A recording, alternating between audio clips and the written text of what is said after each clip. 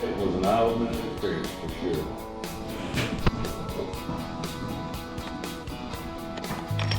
I got two problems now. Where Dothan is like, you're gonna have to go past the town where y'all are coming in. There was really nothing in Troy. Troy's all out.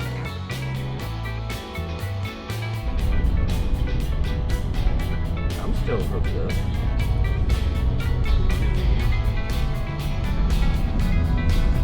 We're going up the hill and hanging a ride on 84.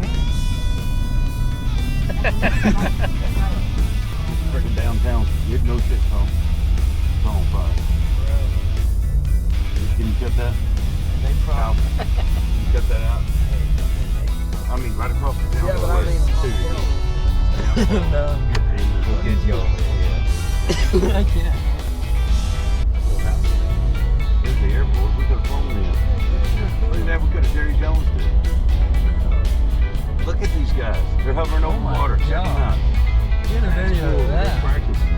Oh, they're over the field.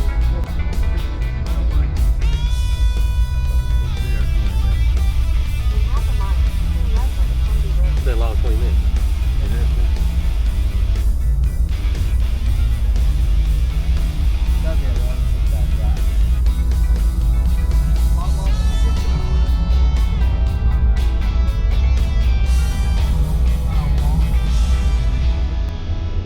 Yes, are you sure we're going the right direction?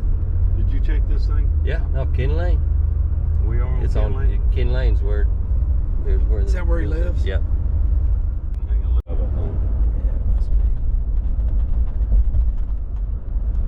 There it is. Going up. Turn right onto Ken Lane. Then your destination will be on the right. Those band wheels are going to wear. 4 to 5,000 hours, what I want to see out of those wheels. So at 2,000 hours, if I got to tweak them a little bit, yeah, maybe. But I'm not having to adjust that every day, every week. We're going there next. We'll walk around to the tension side. Okay.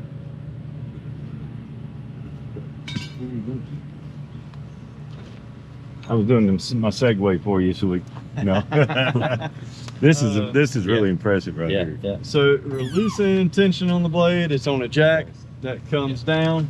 I can take this handle, kind of push it in. I'll go around and push on the blade. I got a lot more leverage there. So we're gonna go back around. We'll go back and forth several times. yeah. If I grab the blade, push down, Oh, get a little more slack. I got a little more leverage point right here, getting that in. And I just need it loose enough where I can get the next blade on. Yeah. Good pair of gloves. Blades are sharp. You want a good pair of gloves. How? You didn't for that last video either, for them guys from Mississippi. Showing the same thing. And you folded this thing, was very impressive. With my gloves, I've got a lot more confidence handling. Never seem to have. But 2 to 4 hours cut time, 3 to 5 resharpenings. This is 1.5 inches. That's measured tip to back. 1 inch 2 spacing tip to tip, and it's 55 thousandths thick. This is outside of a 2 inch. This is our fastest cutting blade. I would not recommend going to 2 inch. Now, if you run it for a couple months and just, hey, we've got to get a little more production, then we'll talk about swapping over. Gain a little bit faster cuts doing that. Blades cost more, they don't last as long. Not even faster. Loading logs, rotating logs, clamping logs, dragging boards back. It's just that one aspect that I increased. Maybe 10 to 15%, depending on what the wood is. That's not 10 to 15%. We're not worried about that at this point for a while. yeah. So this is what I stay with. I'm gonna get the best life and the best performance as far as sawing speed and accuracy out of this blade. 2 to 4 hours cut time, 3 to 5 sharpenings. We've got the sharpener setup we'll look at after the sawmill. Go in a little more detail there. As far as folding a blade, these are stiff. Again, those gloves give you a lot of confidence. When you sling it down, it'll kind of break. Just kind of like a pop-up tents. Those little pop-up tents, same thing. Thumbs in, elbows out, and I can kind of fold it up on itself. When I'm opening it, I'm looking for a certain configuration. So I'm not gonna get it this way, and I'll keep throwing those loops over, maybe 2 or 3 times until I've got an X in one hand and the bottom loop falling out the bottom. I'm just gonna try to pop it back open. A lot of guys will take them, throw them out in the yard. You just jump, get away. You can damage the teeth on that Yeah. if you're not careful. I mean, they're expensive. They're not crazy expensive, but I just take Yeah. the damage a blade. Yeah, it's money. Get a good pair of gloves, spend a few minutes, and practice that. We've got videos on that as well. The blade going back on the wheels, same way it came off.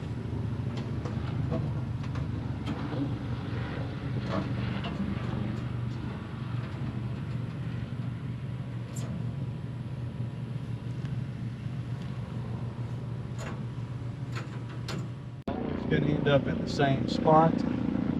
What I do not want is I don't want the teeth back on the wheel. That'll dull the tips, mash the set out. As long as the teeth are proud and I'm not barely on there, Sure. It'll find itself. it'll find itself just like so we look good on that side, good over here. So we'll go back to the tension. I do not want to pull down the spring. I don't want to compress it all the way. That will cause problems. As long as I've got a little bit of gap in there, I'm okay with it.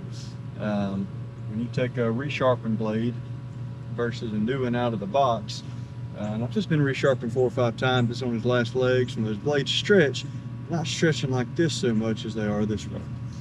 Those teeth are pulling apart at the front more so than they're pulling like this. The right a little bit different on those band wheels. Now your shop saw, you're adjusting the band wheels this way. We're adjusting them like this. Same concept, just vertical and horizontal. That's done on the bolts going through the hinge here. So those scales are magnetic. Get to the jam nuts, get to the bolts. I'm not going to adjust that sawmill because I've got a blade that's been sharpened 4 times that wants to ride a little off. I'll put a little more tension on here, pushes the blade out. A little less tension brings the blade back. I'll make minor tracking adjustments with the tension. Okay. Yeah, makes sense. Main adjustments down here. I just can't find that it's worth it to do it for one blade. On the next blade, I got to go right back to where I started. Right. I'll tweak it a little bit here on the tension. Makes sense. And then we can spin it by hand, or we can crank it up. Typically let the engine do it. If I spin it by hand, when I engage it, get some real speed on it, it's going to change just a little bit. So as long as I've got it close, we'll just fire the engine up. This handle here we pull down, that engages the blade, and then we're ready to saw at that point. So all the way down's engaged. Yes, sir. Yeah. All the ways down is engaged. There's collars right here. Yeah, I see. So we'll loosen those collars up, pull that rod out. That puts more tension on the belts to 2B12. You can get those maybe at a Napa, probably a Tractor Supply, Belt Supply House. We've got them here, but they're commonly found. It's not a special size. But if it's loose, it's going to wear a lot faster than it's tight. Yeah. Keep it tight. Any questions on that part? So that tracking hinge here, that hinge is on the drive side as well. Now we've got the belt guard on it, so that has to come off that black guard. I've got to work through the driven pulley with my wrench to get to it. It's just a little more aggravating, but I've got the same setup. Not a common adjustment. If you stay with the same blades, just That is last resort, don't we? Yeah, we don't won't. jump Yes. to it. If it needs it, it needs Yeah. it, but Yeah. it shouldn't. Unless you just hit some real rough roads going home, you should be fine. Right. So you've got a blade alignment tool that comes with it. Very simple, but it makes lining those guides a lot easier. Every 100 hours or so, I would check this. Shouldn't need to adjust it every 100 hours, but it could be the difference between sawing straight or not. So I'm going to clamp it onto the blade. I want to make sure I am in between the teeth. I want to be in that gullet. I don't want to be on a set tooth. Clamp on. All it's doing is it tells me if the blade's tilted up or if the blade's tilted down. That's its only purpose. I use a 4-foot level. I would never adjust it off of a piece of wood. And I'd really have that blade back where it's centered over two of my bumps. Run a 4-foot level or a good machine straight edge across there. and I'd measure from the front of the tool down, measure from the back of the tool down, check and see where our alignment is on that. Your natural wear on that is going to be for the blade to rise up. So majority of the time, you're going to be tilting that guide back down. Now I want it flat. Flat's my go-to. After you've ran the mill for a couple weeks and you get real familiar, real comfortable with it, I'm not against putting a little bit of lead into it one way or another. Talked about that in one of the videos. But if I'm sawing 60, 80 feet a minute going through and I hit a notch and that blade has a little bit of dip to it, a little bit of ride one way or the other. If it's rising, I tilt that down. If it's diving, I tilt it up. I wouldn't do that right off, but as you get familiar with the machine, it'll be very consistent. This mill may end up running better with the 16th tilt down. That one is 16th tilt up. The next one perfectly flat. We build these by people in the shop. So when they're all done by jigs and flat, I expect to saw straight, but just when everything's tightened down, welded in place, if anything draws, pulls, you may find that sweet spot really gets it dialed in.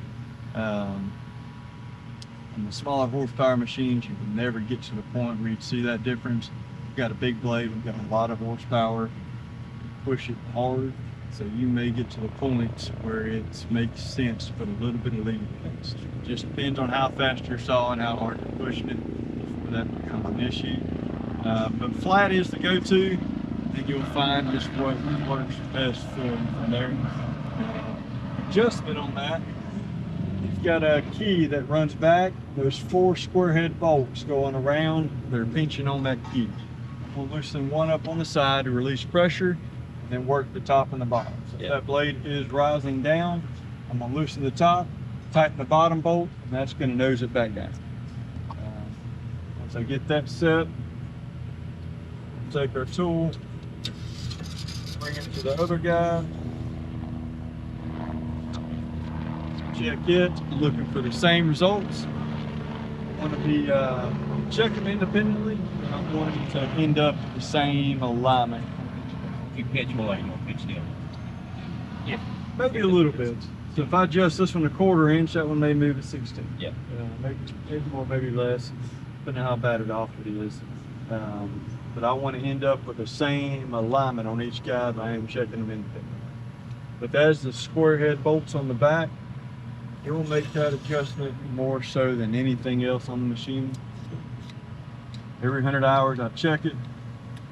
I doubt you adjust it every time you check it. But it's worth looking at just to make sure we're not going to be causing ourselves problems. One thing I heard him talk about is that thing is not done at the function. Okay. Is that correct? Yes. So whenever I'm sawing and I hit into the log, it may come back, push into that, but it should never stay there. No ride on it. No ride on it. So it will hit it, that's what it's for, but it should not stay on there. It should pull itself back off. If it is constantly hitting that guide, we don't have enough tension on it, tracking's not right, or I can take where it's that gap right there, I can bring that guide in and out away from the blade, pull it to the blade. Now, greasing, every 4 hours of runtime, I want to put a couple pumps of grease on each fitting there on the guides. That is only daily maintenance we got on the machine. We've got a manual that has a full maintenance schedule that comes with it, but that would be the only daily grease fitting, and I would do that every time I change it. 1630. Does it blow out anywhere? I mean, a lot of times we as farmers make mistakes of over greasing too. I mean, just 2 pumps or. Okay, that's a good point.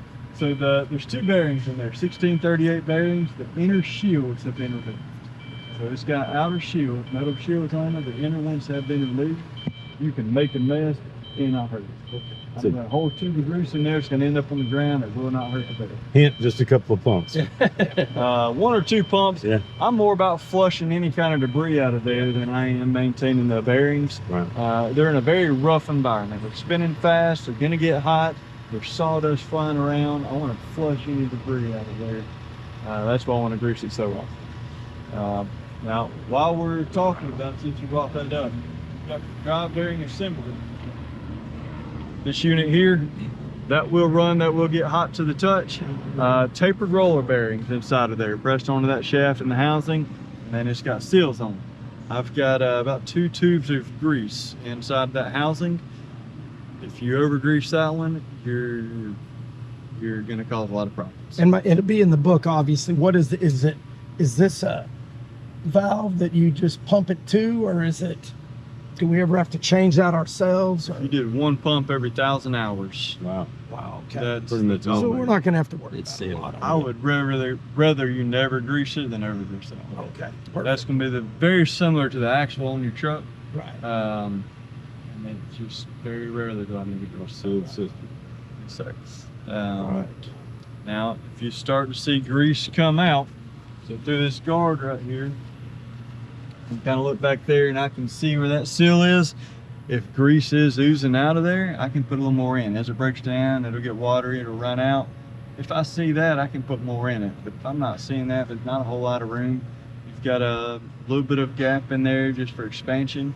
But if I fill that up and then that bearing that gets hot and it pops that seal out, that seal can be put back. But if there's sawdust that gets in that bearing, it just doesn't take long for it. That's a $1,400 unit. Outside of the engine, that's the most expensive part of the deal.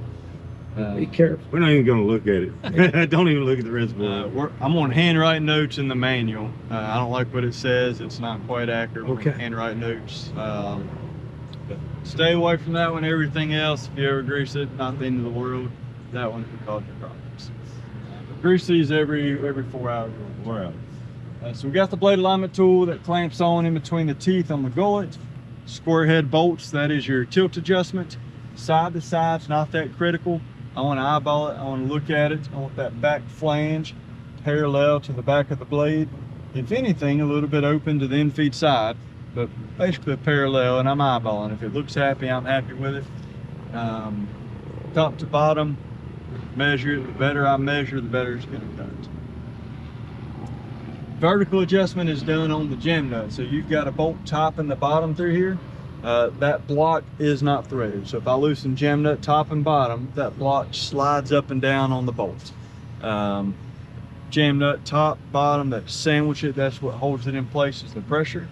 So if I'm adjusting, I'd measure from the blade down to my bunk on each side. If I'm 6 inches here, 6 1/8 over there, this side needs to come up or that side needs to come down to match it. If I'm dropping this down, loosen the bottom jam nut, tighten the top jam nut till it's sandwiched and held tight. Not a common adjustment there. This is not so much here. But if we're resetting it, we do have it if you need it. Any questions on that part of it? When that blade, you want pressure on that blade where that blade's coming out of there is not perfectly straight. You want it pressure down enough to press, yes. So the way we set that is this 3x6 tubing right here, this main frame is going to sit on those pads. Yeah. And it bottoms out. The blade's set where it's 1 inch off the deck when it's bottomed out. Okay. So that would be a good time to adjust the height on there. But that's where the down pressure sets. Okay. Bottom it out, the blade needs to be 1 inch off the deck. So 1/4 inch is what we say. It's not going to be exactly a 1/4 inch. You may be 3/16, maybe 5/16. I'm going to adjust it to that blade square. Having a square cut's a lot more important to me than having exactly 1/4 inch down pressure. I want them to be even. These band wheels are not mounted on plane. So this band wheel is going to be a little bit higher than that band wheel. If I'm on a perfectly level slab and I measure from the bottom of the wheel, this one's going to be mounted a little bit higher. As that arm moves in and out, it allows me to keep down pressure all the way in, all the way out. So it will have a little more pressure on this side than it will there. When it's retracted, when it's in, it's going to equal out.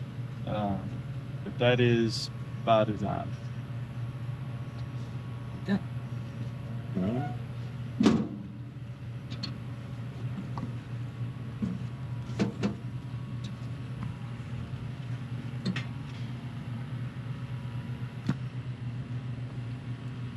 We'll go back to the scales again.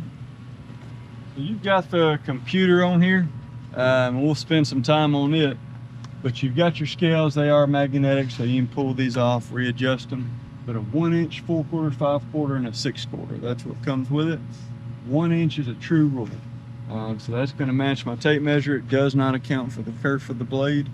Kerf is 100 thousandths, about 3/32. So we call it a heavy 1/8 of an inch. Yes.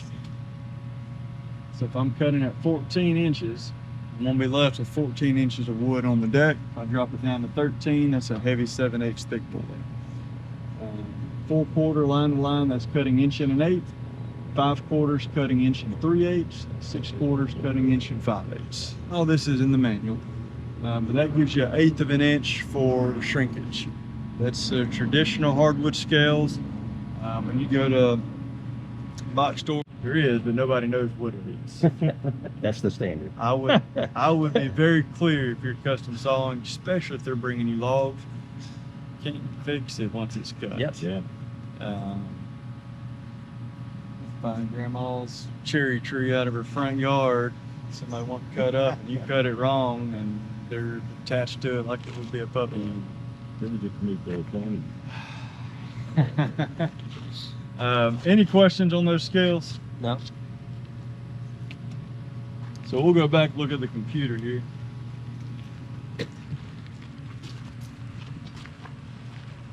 The fun. No, it's cool. Did watch the video on Unfortunately, that video probably doesn't make a lot of sense until you put your it. Have hand my on hands on, guy. Yes. it. I like to hear the basics and then get after it. So it had the key to on position. To Yes, sir. Yeah. To get this to come up, I turn the key on. That's where we're pulling power from. There's a relay on there. I can also control it right here. So if I don't want to use it, I can turn it off. It is not necessary to use, not necessary to have. It's very beneficial, very helpful. But I've got a lot of sawyers sawing good wood without it.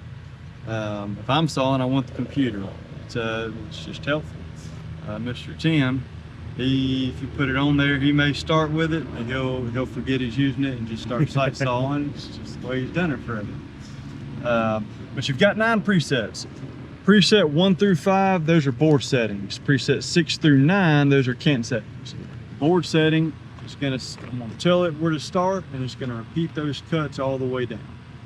My cant settings, I'm gonna tell it where to finish, and I'm gonna tell it what boards I want to cut to get there. It's gonna tell me where to start, and then it cuts down to where I told it to finish at. So preset 1 is set up for 1 inch. Preset 2, I'm gonna hit the 2, hit the yellow enter button, and that's set up for 4/4, 1 1/8. So we're on preset 3. I'm gonna hit the red eye. It's gonna ask me to input board size. So if we wanna go 2, to get that cursor across the decimal, I'm gonna hit enter again, and then 500. Kerf size is always gonna be 0.99. So we've got 2.5 board, 99 thousandths kerf. I told you earlier the kerf was 100 thousandths. The reason I do it at 9.9 is if we go in and we do, let's do 1.5 on this one. If I put it in as 100 thousandths, it will work, it will take it. It does not show a number. I've learned that bothers people. So we go 99 thousandths. If you're worried about 1,000ths off on your board, probably need to stop now. So that's the reason we use 99, is it's a 2-digit format. That's the way it was originally designed. We go 99 thousandths. But changing it, hit the number, hit the yellow enter button, and that changes. So I'd bring the blade up to where I want to start at. I'm gonna hit my go-to button, which is here and here. That's gonna lock me in at that point. I'd make my cut, start cut. When I push it, it's gonna pick the head up on the first push. I'm gonna drag my board back to me. I'm gonna hit it again, and it's gonna drop down 1 inch below the last cut. I'd make that cut there. Exit the cut, hit start cut. It's gonna pick it up, bring it back to me, change to 2.5. I hit again, drops 2.5 below the last cut. That is preset 1 through 5. I tell it where to start and it drops down from there. 6 through 9, when I hit the red eye, it's gonna ask for a cant size. So if I want to do 2 by or 2.5, what's the width? Oh, it's going to vary, right? Yes. Okay. Let's say 8 inches. So we're gonna go cant size 8 inches, hit the yellow enter button, bring the cursor over, leave it there. Board size, we're gonna say 2.5. Kerf 099. So preset 6, we're gonna cut 2.5 inch boards. We're gonna finish at 8 inches. So I'll bring the blade up to the log, to the top of the log vertically. I'm gonna hit my go-to button. 1 through 5, it would have locked it in. 6 through 9, it's gonna adjust itself up. I hit the start cut, it's gonna bring itself down. That's where it's doing its math at. And I'll make that cut there, and I'll cut equal 2.5 inch pieces to finish at 8 inches on the bottom. Which takes my waist off the top. Yeah. 2.5 inches is a thick piece. If I don't time it out just right, I may get to my last cut and realize I'm 2 1/4 from 8, and I've got a mismatched board in there when all I needed was a 1/4 inch off the top to equalize it out. Yeah. So it does the math, it does the figuring for me. If I don't want to use it, I'll turn it off and I sight saw. I've learned to saw, use the machine, get comfortable with it, and then bring the computer into That makes sense. what you're doing. Yes. Don't let it be a handicap. I've got a couple sawyers. Got one guy in Arkansas. He's close to y'all. That computer, and this is what he does for a living. He's got a foreman crew. I'm not sure. If that computer goes down, he'll shut down for the he won't try it. And that, I mean, it's very useful. It's very helpful.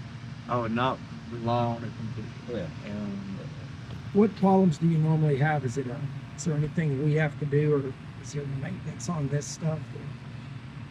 I've got 2 big issues with the computer. One is just hitting it with a board. Just operator error, just hitting it, wiping it out. The second is the wire on it. So this little foam cord right here, that is a shielded wire. That's going from the computer up to an encoder up top. And if I get a sliver of wood that comes over, gets in there and pinches that wire, that would be my second issue with it. Is a bad connection. Something hard to replace, or what do we have to do if we bust that wire or something? Probably don't want to patch it. I may try it to get me through a day, but I'd get one on order. No. I mean, if you replace that once in 10 years, I mean, I wouldn't expect it to happen often. Right. If we're looking at spare parts, there's other parts I'd recommend before that. Perfect. I carry, it is shielded wire. And you can order off Amazon, I'm sure, but it's 70 cents a foot, so it's relatively cheap. This wire right here, the 1825, 18 gauge 25 strand, that's gonna be like $12 a foot. So that is very costly, but it's very durable too. Okay. This is cheaper, but it's not quite as durable. So it's not something I say happens enough for it to Be a keep it on major the problem. shelf. Yeah. But those are the issues I have with the computer itself. I really don't have a whole lot of issues. That's a Unitronics PLC. They're actually made out of Israel, and I just don't have a lot of trouble with them. Good. So they're perfect, but it's more reliable than that iPad is. Right. Or that ECM in my truck. Yeah. We're gonna run through it, Yeah. but it gets loud, so I wanted to walk through it Again, first. that's going to be a hands-on kind of playing with to really fine-tune your thinking on that one. But- Once you get it, it's simple. But my thinking would Getting be it- to learn, just to learn manually messing with this thing, and then start finding that. That's my thing. I like that Yeah. idea. Use it as a tool, don't rely on it. Yeah. This is our speed control. Okay. So we'll do it while it's off. Up and down. That raises and lowers the saw head. And you got a fast and a slow speed to adjust the up and down. So I can go up, swap to slow, as I get closer to my number to fine tune it to really dial it in. Forward is on a toggle switch. So when I flip that switch, it's going to take off, and I adjust my speed here. So when I'm starting off, I'll flip that switch, have this all the way back, it won't move, and I can slowly ease into my cut. Once I find a speed I'm happy with, I'm just going from the remote box. I don't want to adjust that so much. As the log gets smaller, I just start creeping it up and up. Reverse is on a push switch. So I've got to hold that in, bringing that blade back to me. If I drop this box, it stops. The board coming back. It'll take some time getting used to it. It's fairly quick. So I don't want anything getting jammed because I can't get to a switch real fast. These three on the bottom are a computer, on and off. Go to, same button here. Start cut, same button. We do have to zero that head. I didn't mention that, but we'll go through that process as it's running. I bring the head down to 1 inch, hit the zero button, and the computer's on track until I cut power to it and I got to re-zero. Debarker is a three-way switch. When I go in, the blade spins and it comes out towards the log. Back to center, the blade stops. Out, the arm retracts. And in and out, that is our guide arm for that roller guide. In is towards the log, out is away from the log.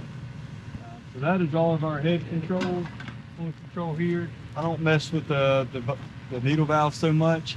If the head gets to surging on me, I can tighten that up, get a little bit more controlled stream going to it.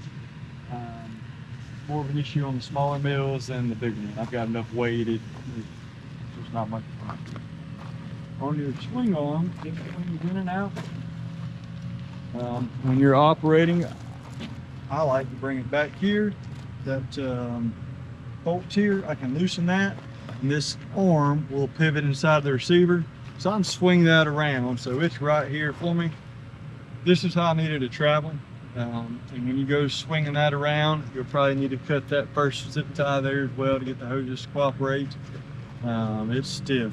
One person to hold it, another person to lock it in. It's a lot of pressure on those hoses, but I can get different operating locations. Today we'll probably be right up on here where we can really see that log good, but once you get comfortable with it, bring it back, and it's easier to operate. But your clamps, so the away from me is activating towards the log. So it's backwards from your tractors. When I push away from me, that makes the clamp go up. And I push away from me on this one, that makes the clamp come in towards the log. So I'm always activating towards the log when I go away from me. Got tapers, a front and a rear with rollers on them. Up's up, down's down. Log turner, the right hand is going to pivot that arm up and down. Left hand's rotating the chain. So that's up towards the log. That is rotating direction. This is opposite direction. Shift it both.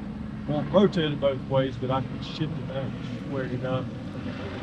I stop. Squaring arms up, down, log lift, up and down. So we'll fire it up and go through the motions, and then I'll start sawing. I didn't realize what a trash log that was, so we'll start with that one, and then we've got plenty more if y'all want to keep going. I'll leave that up to you. So when we go to start it up,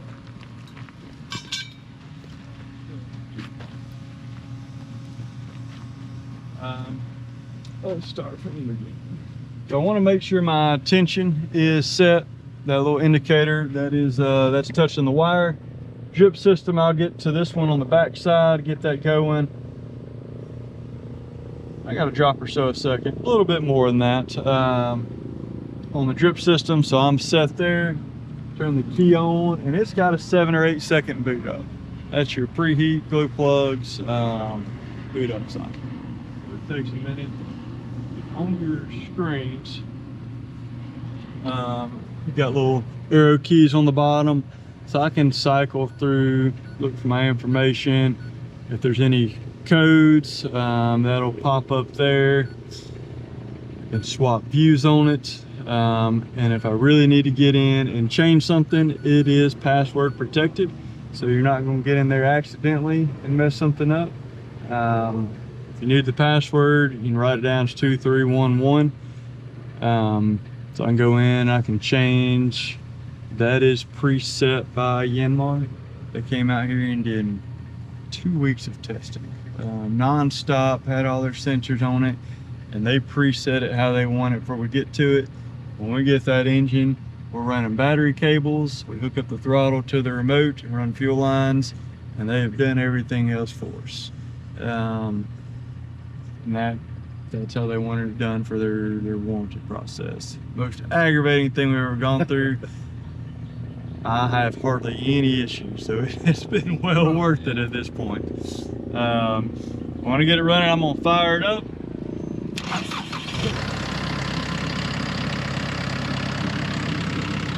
Grab my handle and engage it.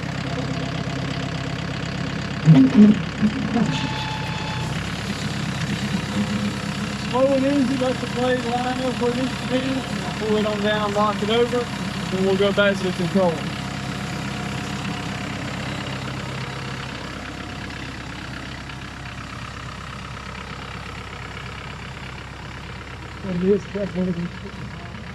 Yeah. So throttle and kill switch for the engine.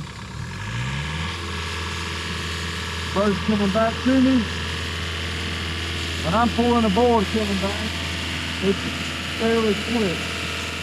Fast and slow. I can't read those scales, but it's loud having it back here. So I'm getting my numbers slowed down to be after that.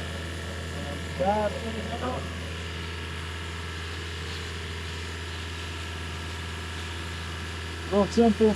I don't like to chase that log. If I got a log with a lot of contours on there, a big butt end, I'm not trying to move that guide arm in and out as I'm sawing.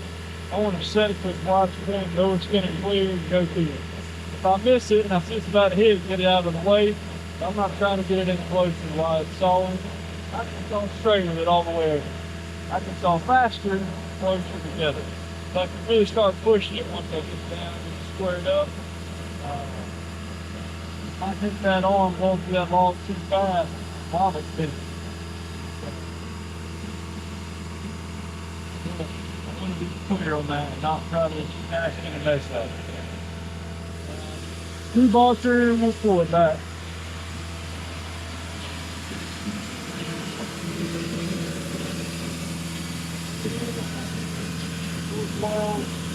That's going to turn the blade off. That's going to reach up. Pull it along, let it go. It's got just going in towards the log. It's got 150 pounds of pressure.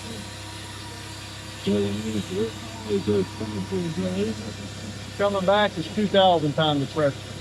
It's very light going in towards the log. So if I'm coming up through the fall, there's no problem. We don't be concerned about. If I've got a knot or a limb on that log coming off like this, I'll be just fine. If it's like that, I may get caught in that negative angle. So I am watching out for that. Try to get that at the top and go ahead and cut it off and be done with it. That would be a hindrance where we want it.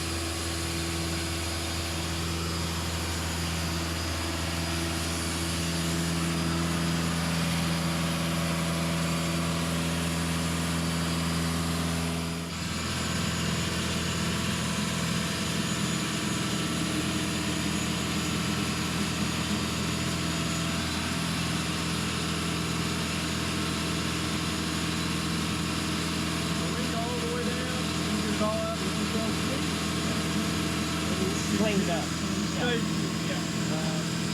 I was sitting in one snow shoe. I'm gonna try to get some crust out of here. That's that's how I do it. And I'm not gonna waste my time. Let's get the foot there. Right. I don't want to get full time on this fence. So we start there. I'm gonna and then I go to the right. Bring my feet all the way back. Hit my forward. And I'm gonna do 66 slowly so I'm not banging.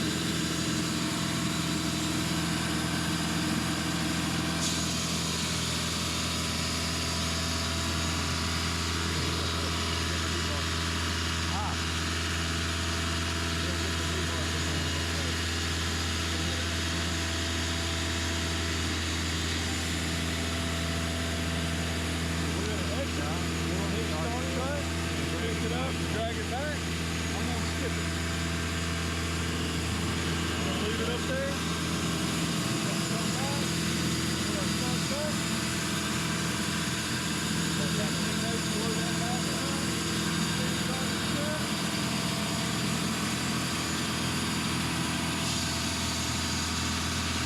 Now, if that D-box is down on top of there, yeah, there's no way it's getting off. I have to start it. As long as I'm fighting to the edge of the wood,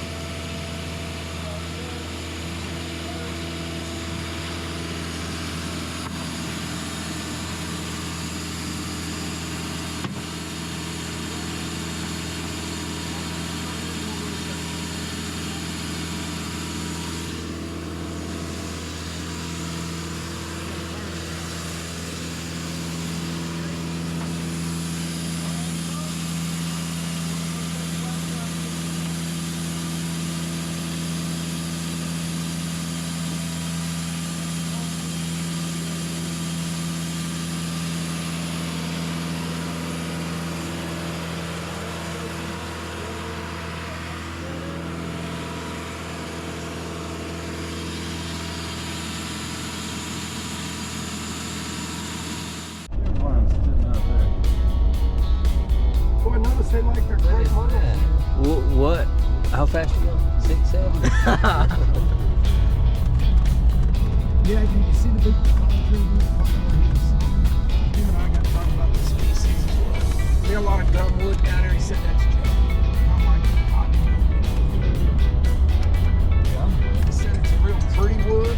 It almost looks like.